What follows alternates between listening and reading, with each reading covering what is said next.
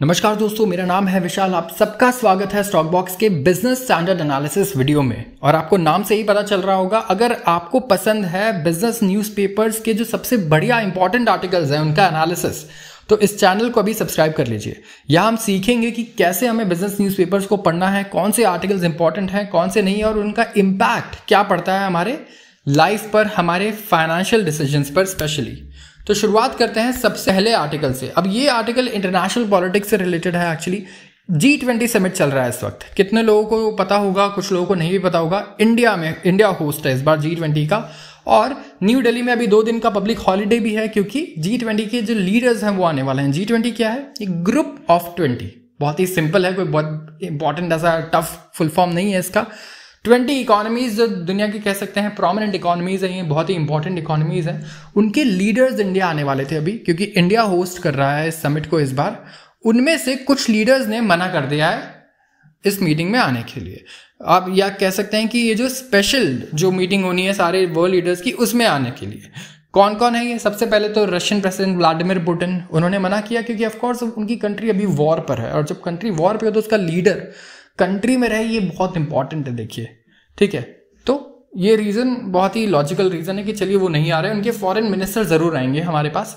लेकिन जो दूसरी कंट्री है ये है चाइना। शी जिनपिंग, इन्होंने कहा है कि ये एब्सेंट रहने वाले हैं यहाँ पर, और इनके जो फॉरेन अफेयर्स के जो हेड हैं वो अटेंड करने वाले हैं यहाँ पर ये समिट। और मोदी और शी अभी रिसेंटली मिले थे ब्रिक्स में, आपने देखा होगा, और वहाँ पर ब्रिक्स में तो बहुत ही इंपॉर्टेंट अनाउंसमेंट हुई है कि ब्रिक्स में कैसे एक्सपेंशन होना है और भी कंट्रीज आने वाली है। तो यहाँ पर कोई मैसेज है इसका। देखिए, एक मैसेज तो आप कुछ भी डिराइव कर सकते हैं, चाहे पॉलिटिकली अगर आप सोचें तो देखिए नेगेटिव भी है, पॉजिटिव भी है, दोनों चीज़ें हैं यहाँ पर। क्योंकि ब्रिक्स में ऑलरेडी शी ने मोदी जी से बात की थी वहाँ पर। ऑल्दो G20 भी बहुत इंपॉर्टेंट है अगर मैं आपको बताऊँ यहाँ पर, लेकिन यहाँ पर चाइना के साथ बहुत ही आप कह सकते हैं डिफिकल्ट रिलेशंस चल रहे हैं इंडिया के। अगर आप इकोनॉमिक पॉइंट ऑफ व्यू से देखें तो चाइना लाइमलाइट में रहता था, स्पॉटलाइट में रहता था, जो अब इंडिया कहीं ना कहीं उससे छीन रहा है। चाहे इकोनॉमिक ग्रोथ देखें, दुनिया की fastest growing economy India, fastest growing manufacturing कहाँ हो रहा है? इंडिया में हो रहा है। सबसे ज़्यादा फॉरेन डायरेक्ट इन्वेस्टमेंट कहाँ आ रहा है? इंडिया में आ रहा है। जो सारी चीज़ों में चाइना नंबर 1 रैंक कर रहा था। तो चाइना अभी भी हमसे अगर आप इकोनॉमिक एस्पेक्ट्स में देखें तो बहुत आगे है, पावरफुल भी बहुत है, लेकिन जो ग्रोथ है वो अब हमारे पास है।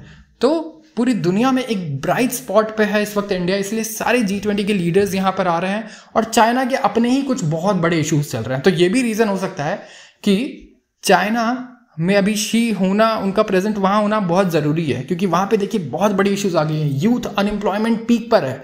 कहीं भी किसी कंट्री को अगर आपको देखना है कि बहुत अच्छा ग्रो करना है तो वहाँ पे यूथ को एम्प्लॉयमेंट दे, 100% एम्प्लॉयमेंट मिलनी चाहिए। और अगर उस तबाह करना है तो वहाँ के खाली 20-25% यूथ अगर अनएम्प्लॉयड हो जाए तो वहाँ पे सिविल वॉर टाइप सिचुएशन आ जाती है इस तरीके से, और केओस हो जाता है। और चाइना में ऐसा सिचुएशन है, 20% के ऊपर चला गया है यूथ अनएम्प्लॉयमेंट। डिफ्लेशन चल रहा है इस वक्त, इन्फ्लेशन छोड़िए डिफ्लेशन हो गया, और वो इंटरेस्ट रेट को भी घटाए जा रहे हैं। इकोनॉमी को वो पंप करना चाह रहे हैं, स्टिमुलेट करना चाह रहे हैं, जो नहीं हो पा रहा है। तो बहुत सारे कंसर्न्स है इस वक्त चाइना में, बहुत बड़े बड़े इश्यूज चल रहे हैं, उनके अपने पर्सनल जो इश्यूज हैं। तो ये रीज़न हो सकता है कि वो अटेंड नहीं कर रहे हैं। आते हैं अगले आर्टिकल पर। अब ये आर्टिकल है कमात ब्रदर्स के बारे में। ऑफ कोर्स ज़ीरोधा के फाउंडर्स, सबको पता होगा इनके बारे में। ज़ीरोधा स्टॉक ब्रोकर फर्म है, और उनके जो फाउंडर्स हैं उन्हें शेयर्स मिले हैं वर्थ 100 करोड़ फ्रॉम नज़ारा टेक। तो जो बोर्ड है नज़ारा टेक्नोलॉजीज की, एक लिस्टेड ऑनलाइन गेमिंग कंपनी, इसका स्टॉक प्राइस आप चेक कर सकते हैं जाकर। इस वक्त ये ट्रेड करती है इंडिया में, और one of the few gaming companies हैं ये, क्योंकि इंडिया में आप देखिए गेमिंग कंपनीज आपको बहुत ज़्यादा नहीं दिखेंगी। तो इन्होंने अप्रूव किया है इश्यू ऑफ शेयर्स। किसको? कुछ फर्म्स को, जिनको मैनेज करते हैं ज़ीरोधा के फाउंडर्स निखिल और नितिन कामत। ये रेगुलेटरी फाइलिंग में नज़ारा टेक्नोलॉजी ने बताया है। तो नज़ारा प्रपोज कर रही थी कि वो इशू करेगी 1,40,05,60 इक्विटी शेयर्स, जिसका फेस वैल्यू होगा 4 और प्राइस होगी 714 रुपये पर इक्विटी शेयर। ठीक है, इसका मतलब 99.99 करोड़ रुपए की ये डील होगी, और ये प्रपोर्शनेटली अलॉट होगी कमात एसोसिएट्स और NK स्क्वायर्ड को। ठीक है, तो यहाँ पर आपने सुना होगा बोलते हुए पहले भी जीरोधा के फाउंडर्स को कि किस तरीके से वो गेमिंग इंडस्ट्रीज पर बहुत बुलिश हैं। उन्हें लगता है कि इंडिया में आगे गेमिंग का जो स्कोप है बहुत हो सकता है, क्योंकि देखिए ऑफकोर्स गेमिंग के बहुत सारे नुकसान भी हैं लेकिन बहुत सारे फ़ायदे भी हैं। अगर आप इसको पॉजिटिवली यूज़ करें तो आप गेम्स को यूज़ करके छोटे बच्चों को आप पढ़ा सकते हैं, चीज़ें सिखा सकते हैं। आपने देखा होगा छोटे जो बच्चे हैं उनके करिकुलम में आजकल या फिर आईपैड में और टैबलेट्स में इतने अच्छे अच्छे गेम्स आते हैं जिससे आप सीख भी सकते हैं चीज़ें, राइट। तो इनका एप्लीकेशन बहुत एडवांस भी हो सकता है आगे जाके और अभी बहुत पोटेंशियल है इंडिया में। तो यहाँ पर आप देखें कि ये एक रीज़न है कि ये इन्वॉल्व हुए हैं गेमिंग सेक्टर में। तो ये जो इक्विटी शेयर्स हैं ये लॉक्ड इन रहेंगे 6 मंथ्स तक फ्रॉम डेट ऑफ इशू। और ये जो फ्रेश फंड है इसे नज़ारा टेक्नोलॉजी यूज़ करना चाहती है। अभी नज़ारा देखिए गेमिंग इंडस्ट्रीज के लिए भी कुछ नेगेटिव न्यूज़ भी आई थी। अब बहुत सारी जो गेमिंग इंडस्ट्री है इंडिया में, अगर आप इन्वेस्टमेंट पर्सपेक्टिव या इकोनॉमिक पर्सपेक्टिव से भी एनालाइज करना चाहें तो इंडिया में गेमिंग के बारे में अगर आप देखें बहुत सारे कॉम्प्लिकेशंस भी हैं। अभी देखिए हमारे कुछ शार्क टैंक के जो प्रीवियस जज थे, जो भारत पे के फाउंडर हैं ग्रोवर जी, उन्होंने क्या किया, उन्होंने भी एक ऐसा ही ऐप लॉन्च किया गेमिंग का, जहां पर आप पैसे लगा सकते थे और पैसे जीत भी सकते थे। और ऐसे ही और भी ऐप हैं जैसे कि ड्रीम 11 मेरे ख्याल से, और कुछ और ऐप्स हैं। और यहाँ पर गवर्नमेंट ने कहा कि इन पर जो है, क्योंकि हम इन्हें मानते हैं गैम्बलिंग, इन पे पूरा टैक्स लगाया जाएगा। अब देखिए इन गेम्स में एक कॉम्प्लिकेशन ये है कि इसमें स्किल भी इन्वॉल्व है। यहाँ पर स्किल भी चाहिए, लेकिन गवर्नमेंट कह रही है हम टैक्सेशन में ये सब नहीं मानने वाले, हम इस पे पूरा जो हाईएस्ट टैक्स ब्रैकेट है 30% का वो लगाएंगे। तो काफ़ी नाराज भी हो गए कई लोग। और अब देखिए नज़ारा का भी जो स्टॉक प्राइस था वो कुछ टाइम के लिए नीचे आ गया था काफ़ी। और उसके अलावा डेल्टा एक और ऐसी कंपनी है गेमिंग की, उनके भी स्टॉक प्राइसेस नीचे आ गए थे। तो टैक्सेशन को लेके जो था यहाँ पर ये इशू आया। लेकिन देखिए गेमिंग में और भी बहुत सारी चीज़ें आती हैं, सिर्फ गैम्बलिंग से रिलेटेड गेम्स जो है ऑफकोर्स ये काफ़ी पॉपुलर हुए हैं, क्रिकेट वगैरह से रिलेटेड भी। लेकिन ये जो कंपनी है ये और भी गेमिंग प्रोडक्ट्स बनाती है, तो उनका जो फ्यूचर है वो काफ़ी अच्छा हो सकता है। आप में हमारे जो व्यूअर उनमें से कोई अगर गेम्स वगैरह में इंटरेस्टेड है तो ज़रूर बताएं, ऐसा कोई गेम वो खेलते हैं जो इंडियन कंपनी बनाती हो। कुछ ऐसे गेम्स क्या प्ले स्टोर पर अवेलेबल हैं, तो ये हम जब बहुत काम आएगा लोगों के इन्वेस्टमेंट के लिए। मतलब इन्वेस्टमेंट का पहला रूल है कि जो कंपनी प्रोडक्ट बनाती है आप एक बार देखिए कि क्या आपने प्रोडक्ट देखा है कभी, क्या आपने यूज़ किया है। ये ऐसे बहुत सारे सवाल हैं जो बड़े बड़े इन्वेस्टर्स पूछते हैं और तभी उस कंपनी में इन्वेस्ट करते हैं। तो आप ज़रूर देखिए और हमें कमेंट सेक्शन में बताइए। आते हैं अगले आर्टिकल पर। अब ये आर्टिकल क्या कह रहा है, यहाँ पर छोटे छोटे कुछ आर्टिकल्स हैं जिनको हम डिस्कस करने वाले हैं। कुछ क्वेश्चंस भी हैं जो अनआंसर्ड हैं, जिनका सवाल समझ नहीं आ रहा कि ये सवाल का जवाब क्या होगा, सही जवाब। तो शुरुआत करते हैं सबसे पहले insolvency proceedings. Gujarat high court stays NCLT order against Rasna. अभी रसना के लिए बहुत ही मेजर रिलीफ आई है। रसना मुझे लगता है हर एक इंसान को पता होगा, स्पेशली जो 90s 80s में बॉर्न हुआ है, सबने यूज़ किया होगा। मेजर रिलीफ फॉर रसना है। यहाँ पर गुजरात हाई कोर्ट ने मंडे को स्टे कर दिया है NCLT का ऑर्डर, जहाँ पे इंसॉल्वेंसी प्रोसीडिंग्स इनिशिएट कर दी गई थी। NCLT होता क्या है, नेशनल कंपनी लॉ ट्रिब्यूनल।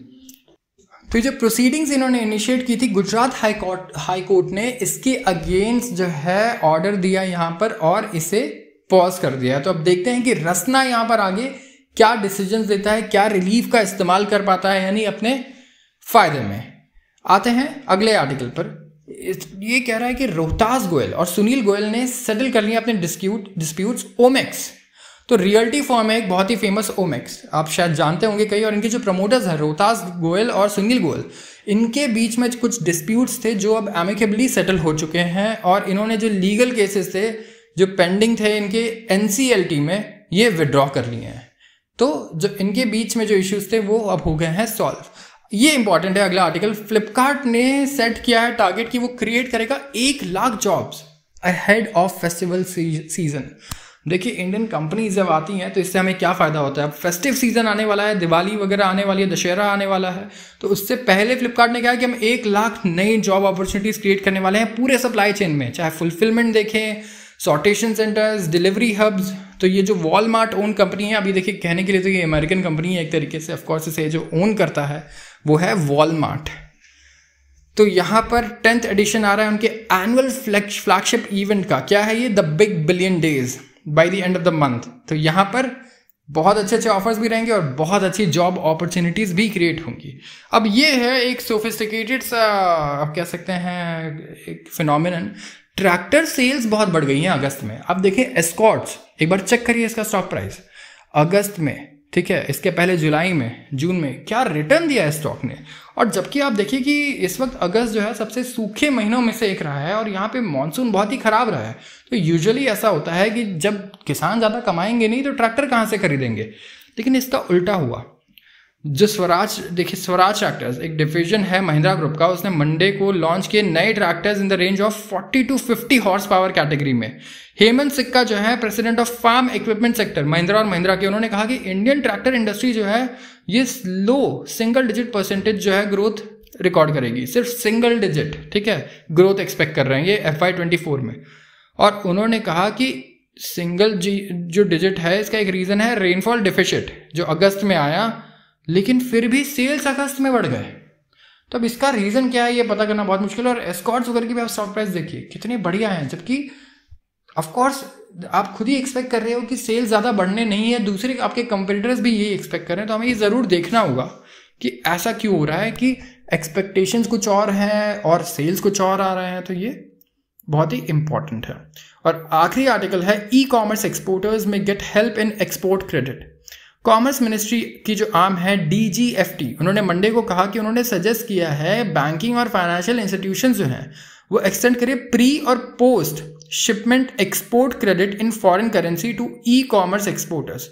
तो ई कॉमर्स के जो एक्सपोर्टर्स हैं इनको यहाँ हेल्प मिलने वाली है और ये होना चाहिए on the based of guidelines of RBI। तो यहाँ पे इनको क्रेडिट एक्सटेंड किया जाएगा और ये प्री और पोस्ट शिपमेंट एक्सपोर्ट क्रेडिट होगा और वो भी फॉरेन करेंसी में। तो जो भी लोग ई कॉमर्स का बिजनेस कर रहे हैं, जो फर्म्स ई कॉमर्स का बिजनेस कर रही है, उनको यहाँ बहुत बढ़िया फायदा होने वाला है, ठीक है। अगर उनको स्पेशली जो स्मॉल प्लेयर्स हैं उनको क्रेडिट रिक्वायरमेंट्स और ज़्यादा होती है और उनको ढूंढना भी ज़्यादा मुश्किल होता है ऑफकोर्स क्रेडिट जो है हेल्प। तो यहाँ पर कोई भी इश्यूज अगर आती हैं ऐसे क्रेडिट को अवेल करने में, RBI ने कहा है कि ये जो ई कॉमर्स एक्सपोर्टर्स हैं या बैंक्स हैं वो directorate general of foreign trade को ये बता सकते हैं, रिपोर्ट कर सकते हैं। तो DGFT directorate general of foreign trade, ये भी एक इंपॉर्टेंट टर्म है, हो सकता है हम आगे कभी डिटेल में डिस्कस करें।